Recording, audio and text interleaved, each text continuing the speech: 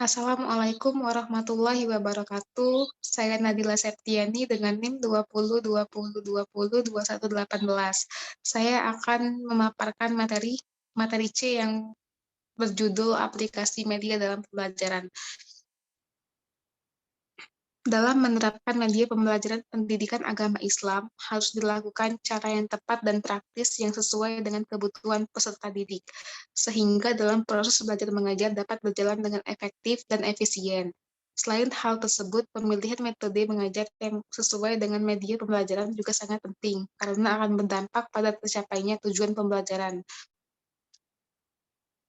Berikut adalah penerapan media pembelajaran sesuai mata pelajaran pendidikan agama Islam. Yang pertama yaitu media pembelajaran Al-Quran dan Hadis.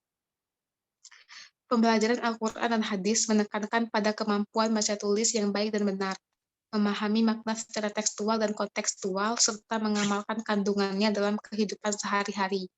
Media pembelajaran Al-Quran dan Hadis dapat menggunakan media audio, yaitu misalnya dengan menggunakan media tape recorder, peserta didik mendengarkan rekaman yang berisi ayat-ayat Al-Quran atau hadis Nabi, sehingga peserta didik dapat mengetahui, menulis, dan melafalkan bacaan-bacaan yang didengarkannya. Yang kedua yaitu media pembelajaran akhlak. Media pembelajaran akhlak mencakup nilai suatu perbuatan, sifat-sifat terpuji dan tercela menurut ajaran agama Islam, membicarakan berbagai hal yang langsung ikut mempengaruhi pembentukan sifat-sifat pada diri seseorang. Maka ada beberapa media pembelajaran yang dapat membantu pencapaian pembelajaran akhlak antara lain, yaitu yang A, melalui bahan bacaan atau bahan cetak. Melalui bahan ini, peserta didik akan memperoleh pengalaman dengan membaca, yang termasuk media ini buku teks akhlak, buku teks agama pelengkap, bahan bacaan umum seperti majalah, koran, dan sebagainya. Yang B, melalui ayat-ayat audio visual. Melalui media ini, peserta didik akan memperoleh pengalaman secara langsung dan mendekati kenyataan, misalnya dengan alat dua atau tiga dimensi, maupun dengan alat-alat teknologi modern seperti televisi, internet, dan lain sebagainya. Yang C yaitu melalui contoh-contoh kelakuan, melalui profil pendidik yang baik dalam menyampaikan bahan pembelajaran diharapkan peserta didik bisa meniru tingkah laku pendidik, misalnya mimik, berbagai gerakan badan dan anggota badan, dramatisasi, suara, dan perilaku sehari-hari.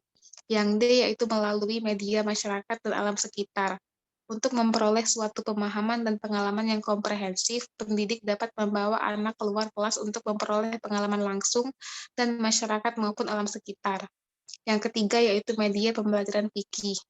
Media pembelajaran sebagai alat bantu penghubung atau media komunikasi dalam proses belajar mengajar untuk meningkatkan efektivitas hasil belajar harus disesuaikan dengan orientasi dan tujuan pembelajaran.